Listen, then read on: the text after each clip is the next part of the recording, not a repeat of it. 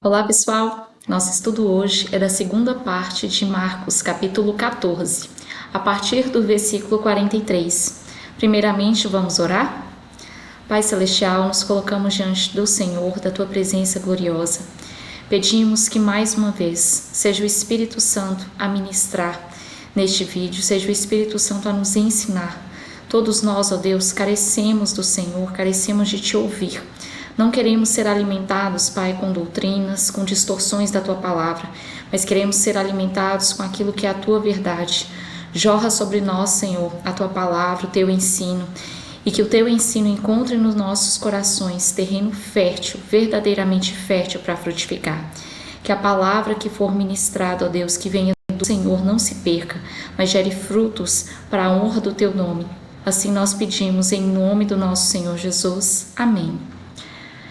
Então, Marcos capítulo 14, a partir do versículo 43. No mesmo instante, enquanto Jesus ainda falava, Judas, um dos 12, chegou com uma multidão armada de espadas e pedaços de pau. Tinham sido enviados pelos principais sacerdotes, mestres da lei e líderes do povo. O traidor havia combinado com eles um sinal. Vocês saberão a quem devem prender, quando eu o cumprimentar com um beijo. Então poderão levá-lo em segurança. Assim que chegaram, Judas se aproximou de Jesus. Rabi, exclamou ele, e o beijou. Os outros agarraram Jesus e o prenderam, mas um dos que estavam com Jesus puxou a espada e feriu o servo do sumo sacerdote, cortando-lhe a orelha. Jesus perguntou: por acaso sou um revolucionário perigoso, para que venham me prender com espadas e pedaços de pau? Por que não me prenderam no templo? Todos os dias estive ali, no meio de vocês ensinando. Mas estas coisas estão acontecendo para que se cumpra o que dizem as Escrituras. Então todos o abandonaram e fugiram. Um jovem que o seguia vestia apenas um lençol de linho. Quando a multidão tentou agarrá-lo, ele deixou para trás o lençol e escapou nu. Levaram Jesus para a casa do sumo sacerdote, onde estavam reunidos os principais sacerdotes, os líderes do povo e os mestres da lei.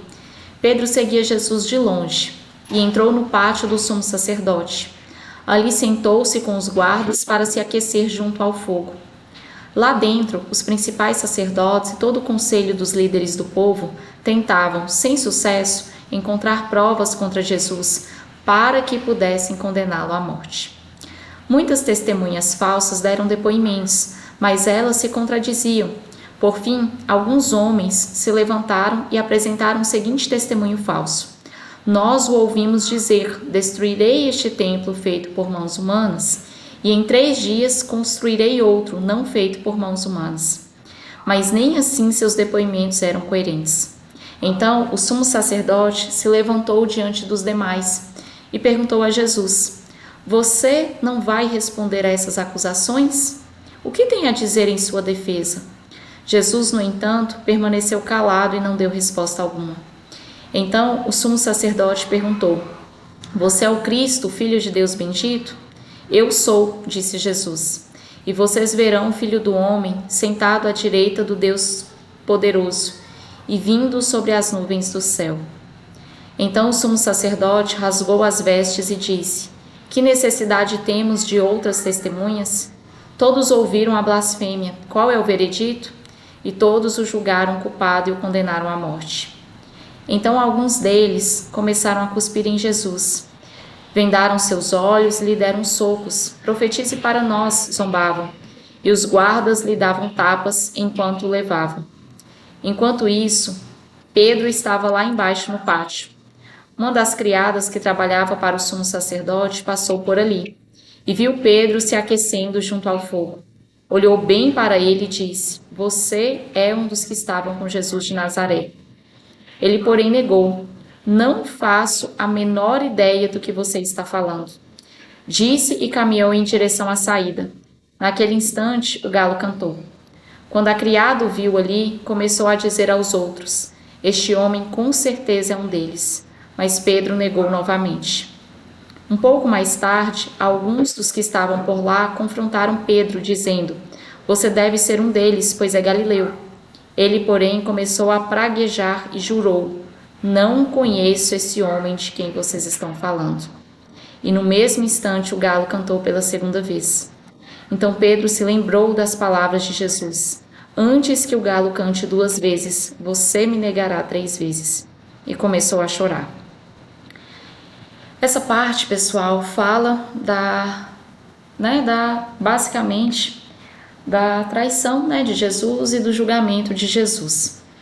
Ela se inicia mostrando, que Judas armou para entregar Jesus. E isso é uma reflexão para nós, sabe? Judas, ele teve a melhor oportunidade. Ele andou com Jesus, conheceu Jesus, os milagres que nós lemos, ele presenciou. Quem evangelizou Judas foi o próprio Jesus. E Jesus o considerava como um amigo. E nada dessas coisas foram suficientes para que Judas rendesse o seu coração. Por que eu estou falando isso, pessoal? Porque isso se repete com os mestres da lei. Eles conheciam a palavra, eles viram que Jesus fazia grandes milagres e eles sabiam a palavra toda. Então, por que eu estou enfatizando tanto isso? Porque isso é um ensinamento. Não basta conhecer a palavra, não basta ouvir a palavra, não basta somente frequentar a igreja, não basta somente você ler a Bíblia. Se você não render o seu coração e estiver disposto a ser transformado pelo Senhor. E o que é ser transformado, Tati? Ser transformado é você saber que aquilo que está errado na sua vida, você tem que se mover para mudar. Eu já fui assim, sabe? De sentar e falar: Senhor, eu estou fazendo isso, e entregue para o Senhor. E continuar fazendo, esperando Deus resolver, sendo que eu não estava fazendo nada para mudar, entende? E aí eu estou reforçando isso com vocês, por quê? Porque o Evangelho de Jesus é um Evangelho que nos move a arrependimento. E arrependimento é confessar sim o pecado, mas é mudar. Porque a palavra diz que não é quem confessa Jesus que é salvo. Tati, isso é uma heresia, a palavra diz que é quem confessa e crê. Não basta, pessoal, confessar, tem que crer. Tati, mas eu creio que Jesus é o Filho de Deus. Crê mesmo? O quanto esse evangelho tem mudado sua vida? O quanto você está abrindo mão das coisas que você já sabe que estão erradas, você sabe que precisa mudar. O quanto você tem se movido para mudar? Ou só você fica lá todo dia pedindo perdão a Deus e continua fazendo as mesmas coisas do mesmo jeito e não move seu coração à mudança? Será se isso é crer? Isso não é crer, isso é acreditar. Tati, mas não tem diferença entre crer e acreditar? Tem. Sabe qual é a diferença? Você já parou para pensar que o diabo já leu a Bíblia toda? Leu. Tanto que ele tentou Jesus no deserto com a Bíblia, com a palavra. Você já parou para pensar que o diabo, ele acredita que Jesus é o Filho de Deus, que a Bíblia é a verdade, que ela vai se cumprir? Então por que o diabo não salva? Sabe por que ele não salva? Porque ele acredita nessas coisas, mas ele não crê. Crer envolve obedecer, não é só acreditar. Porque se fosse só acreditar, pessoal, seria muito fácil. Seria muito fácil só acreditar que a palavra é a verdade, continuar seguindo a mesma coisa, fazendo as coisas do mesmo jeito. Se você crê em alguma coisa, verdadeiramente crê, você vai se moldar. Se essa palavra que você está lendo realmente, você sabe que é a verdade, Deus testificou para você que é a verdade, você entende que ela é a verdade, como que você vai continuar do mesmo jeito, com os mesmos hábitos? Como que você vai continuar fazendo do mesmo jeito aquilo que você já sabe que está errado? Eu não conheço a sua vida, eu nem conheço quem é você, mas eu estou te falando que se você não mudar, você não se mover para mudar, você não está crendo. Judas, os mestres da lei, eles sabiam a palavra todinha. Jesus pregou no meio deles. Aquilo que nós lemos, eles viram com os olhos deles, mas não foi suficiente para que eles salvassem. Sabe por quê? porque eles viam, mas eles não dobravam o coração deles. Ou seja, eles não se moldavam aos moldes do Senhor. Tati, então você está falando que nós somos salvos pelas obras? Não.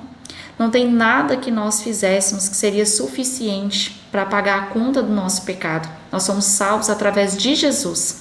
É confessando e crendo em Jesus.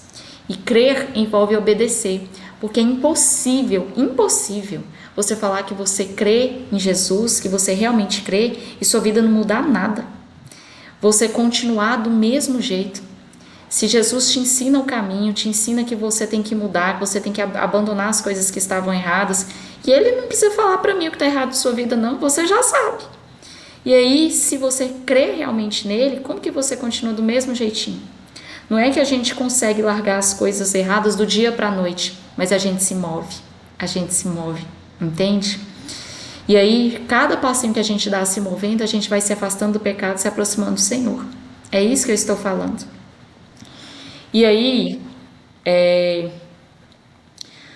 nós vimos nessa passagem também que o julgamento de Jesus foi um julgamento, na verdade, falso. Por que falso? Quando alguém é levado a julgamento, essa pessoa, teoricamente, né, pela questão judiciária e tal, ela deveria entrar com o pressuposto que ela é inocente. Até que se prove o contrário, a pessoa é inocente. E aí são levantadas provas que mostram que a pessoa é culpada. Jesus, ele já entrou culpado e condenado, já tinha a sentença dele antes que o julgamento acontecesse. A palavra diz, no versículo 55 do capítulo 14, que os principais sacerdotes e todo o conselho dos líderes do povo tentavam, sem sucesso, encontrar provas contra Jesus, para que pudessem condená-lo à morte. A condenação já estava pronta, eles já tinham decidido. Jesus em nenhum momento foi considerado inocente. Sabe por quê? Porque eles não queriam que Jesus permanecesse ali. Sabe por quê? Porque Jesus afrontava aquilo que eles faziam de errado. Eles sabiam a verdade, eles conheciam a palavra. O próprio Messias predito na Bíblia, né, na palavra, nas Escrituras, estava na frente deles. Mas eles não conseguiam enxergar. Por quê? Porque eles eram cheios da palavra e vazios de Deus. Vazios das práticas da palavra. Então, quanto que não praticar a palavra afasta a pessoa do Senhor, entende? E endurece o coração. Eu aprendi isso, se eu não me engano, foi numa Bíblia de estudo, falando assim, que primeiro o Espírito Santo vai testificar para você que algo está errado, de forma ilustrada, tá? Para que vocês entendam. Primeiro ele vai gritar, e aí se você não mudar, ele vai gritar mais baixo. Se você não mudar, da próxima vez ele vai falar. Se você não mudar, da próxima vez ele vai sussurrar, até que você já não consiga mais ouvir. Entende? Então, se você está num pecado persistente, que você sabe que está errado, ninguém precisa te falar, você sabe que está errado, e você insiste nesse pecado, você está perdendo a sensibilidade do Espírito Santo, e você está se afastando de Deus. E a Bíblia diz que um abismo chama outro abismo. Um pecado leva a outro. E isso te leva para longe de Deus. E pode te levar para uma eternidade longe de Deus. E aí é que mora o grande problema. Porque lá não tem mais jeito de resolver. Nossa oportunidade de resolver é agora. Entende? E aí, eles até falam, né, no julgamento, que Jesus, por que Jesus não se defendia? Tati, eles deram oportunidade para Jesus se defender. Não deram. Eles queriam que Jesus falasse alguma coisa para usar contra Jesus. Tanto que eles fizeram isso. Quando Jesus falou que ele era o Filho de Deus, eles condenaram Jesus por isso. Então eles não, em nenhum momento deram chance de defesa para Jesus, porque eles não queriam defendê-lo. Eles queriam levá-lo à morte. E os próprios que conheciam as Escrituras, não eram pessoas que não conheciam. Então não basta conhecer, é isso que eu estou falando para vocês. E aí, por fim, Pedro nega Jesus. Pedro é aquele que falou que de forma alguma negaria, que ainda que todos negassem, ele não negaria. Pedro negou, e não só negou, no versículo 71 diz que ele, porém, começou a praguejar e jurou: não conheço esse homem de quem vocês estão falando. E aí entra aquilo que nós vimos no capítulo anterior, sobre vigiar e orar. Pedro precisava ter vigiado. Ele confiou na força do braço dele, ele confiou naquilo que ele via. E ele não fortaleceu tanto o espírito quanto deveria.